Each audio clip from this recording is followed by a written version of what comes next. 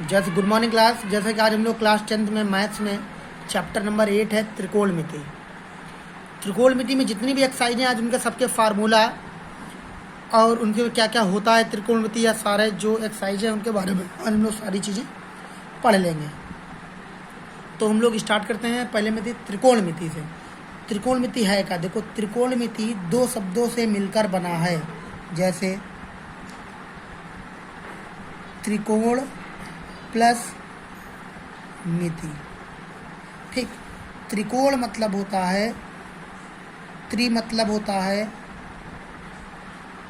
तीन, और कोण मतलब कोण, जिसमें यानी कि तीन कोण हो, तीन कोण हो। या हम लोग बोल सकते हैं त्रिकोण का मतलब होता है भुजाएं, और मिति मतलब होता है मापन या मापना। इसका मतलब हो गया त्रिकोण मिति मतलब हो जाए भुजाएं मापना, भुजाएं मापना। ठीक है। जैसा कि त्रिकोण मिति का मतलब, त्रिकोण मिति दो शब्दों से मिलकर बना है, त्रिकोण प्लस मिति। त्रि मतलब होता है तीन, कोण मतलब या तो आप कोण कह लें, या त्रिकोण का मतलब होता है तीन कोण, या उसको आप कह सकते हैं त्रिकोण का मतलब होता है भुजाएं, और मिति मतलब होता है मापना। यानी त्रिकोण मिति मतलब होता है भुजाएं मापना। यानी इस चैप्टर में हम लोग को भुजाओं का मापन पढ़ना होगा। ठीक है। अब इसमें कुछ जैसे चीज़ें भुजाएं मापने के लिए होते हैं वैल्यू 6 प्रकार के होते हैं। जैसे number 1 sine theta, number 2 cos theta, number 3 tan theta, number 4 cot theta, और फिर होता है सेक थीटा, और होता है कॉसेक थीटा। ये 6 प्रकार के साइन इसमें होते हैं। Sine theta, cos theta, tan theta, sec cot theta, sec theta और कॉसेक थीटा। देख सकते हैं आप 6 प्रकार के होते हैं। फिर अब त्रिकोणमिति में हम लोग ये साइन, कॉस, टेन, कॉट, सेक, कोसेक के मान ज्ञात करने हैं। तो त्रिकोणमिति की बात कराए तो जिसमें भुजाओं का मापन होगा, तो त्रिभुज यानी जिसमें त्रि मतलब होता है तीन, भुज मतलब होती है भुजाएं, जिसमें 3 भुजाएं हों तो 3 भुजाओं वाला हम लोग एक त्रिभुज बना लेते हैं। जैसा कि हमने ये बनाया, जिसमें देखो 1 2 3, जिसमें 3 भुजाएं हैं, तो ये हो गया त्रिभुज, हो गया ABC, जिसमें थीटा कोण बना है, और ये हो गया ये कोण हो गया। ठीक। अब जो एकदम बिल्कुल सीधी रेखा होती है उसे बोलते हैं लंब, और जो नीचे एकदम पड़ी सी लाइन होती है उसको बोलते हैं आधार, और जो आधार के लंब के सामने की भुजा मेरी कहलाती है कर्ण। लंब को हम लोग एल से भी डिनोट कर सकते हैं, आधार को हम लोग ए से भी डिनोट कर सकते हैं, और कर्ण को हम लोग के से डिनोट कर सकते हैं। अब इन भुजाओं से, इस त्रिभुज से हम साइन, कॉस, टेन, कॉट, सेक और कोसेक की वैल्यू निकालेंगे। जैसे साइन थीटा बराबर होता है लंब बटे कर्ण, कॉस थीटा बराबर होता है आधार बटे कर्ण, टेन थीटा बराबर होता है लंब बटे आधार, और कॉट थीटा बराबर होता है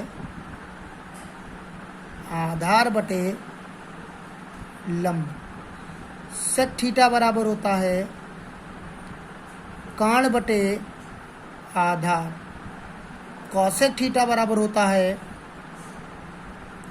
कर्ण बटे लंब। जैसा कि हम लोग अब लंब को हम आपको बता ही चुके हैं कि लंब को हम लोग यल से डिनोट करते हैं, कर्ण को के से डिनोट करते हैं, आधार को ए से डिनोट करते हैं, और कर्ण को के से डिनोट कर सकते हैं, लंब को एल से डिनोट कर सकते हैं, आधार को ए से डिनोट कर सकते हैं, आधार को ए से, लंब को एल से, कर्ण को के से, आधार को ए से, कर्ण को के से, लंब को एल से। अब आपको इस मान साइन, कॉस, टेन, कॉट, सेक, कोसेक इनके मान आपको याद करने ही करने पड़ेंगे। जैसे ऐसे कैसे याद करेंगे? साइन थीटा बराबर लंब बटे कर्ण, कॉस थीटा बराबर आधार बटे कर्ण, टेन थीटा बराबर लंब बटे आधार, कॉट थीटा बराबर आधार बटे लंब, सेक थीटा बराबर कर्ण बटे आधार, कॉसेक थीटा बराबर कर्ण बटे लंब। अगर आप ऐसे भी याद कर सकते हैं, साइन थीटा बराबर एल अपॉन के, कॉस थीटा बराबर ए अपॉन के, टेन थीटा बराबर एल अपॉन ए, कॉट थीटा बराबर ए अपॉन एल, सेक थीटा बराबर के अपॉन ए, कॉसेक थीटा बराबर के अपॉन एल।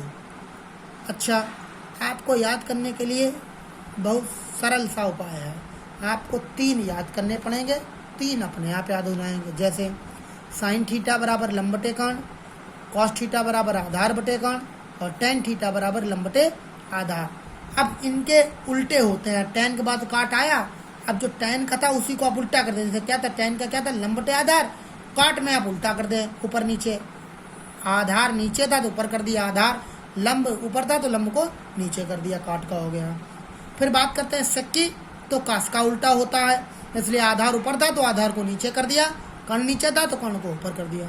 ऐसे आता है मेरा कौशिक, तो कौशिक की वैल्यू जो थी वो साइन के उल्टी हो जाएगी, लंब ऊपर था लंब को नीचे कर दिया, कर्ण और नीचे है तो कर्ण को ऊपर कर दिया।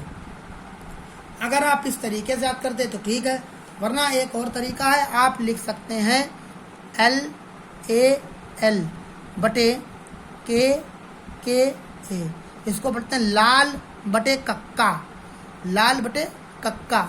यहाँ से स्टार्ट करेंगे हम लोग। जैसे यहाँ पे लिख सकते हैं साइन, इसको लिख सकते हैं कॉस, इसको लिख सकते हैं टेन, यहाँ लिख देंगे काट, और ये हो जाएगा सेक, ये हो जाएगा कोसेक।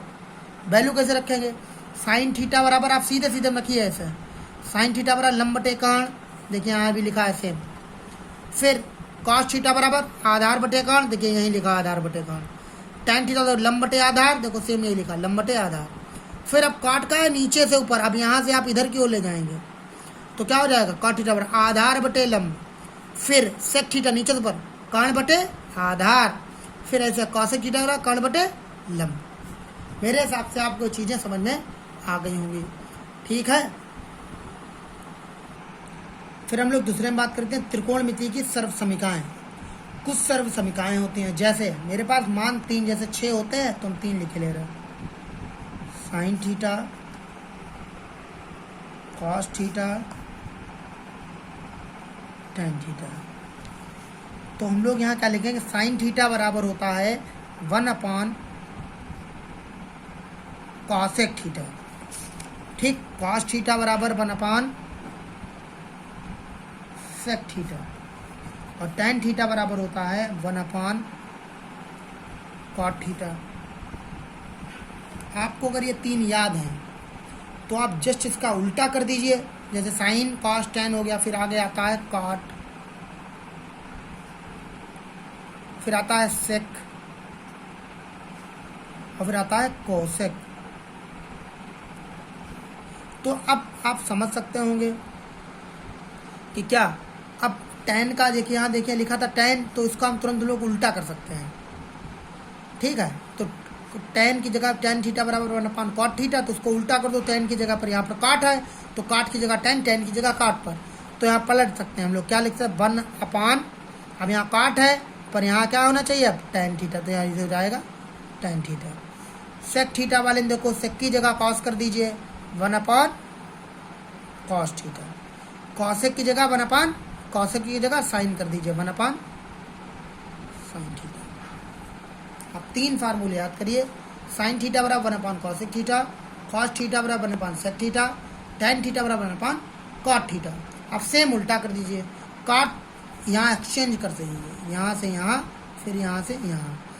अब टेन की जगह काट कर दीजिए, टेन जगह काट कर दिया, अब काट का फार्मूला आ जाएगा। फिर ऐसे ही हम यहाँ से बदल देंगे, कॉस की जगह सेक की वैल्यू क्या 1/cos थीटा। ऐसे यहाँ पर साइन की जगह पर कॉस कर दीजिए, cos 1/sin। कुछ और सर्व समीकरण जैसे हैं, एक फार्मूला होता है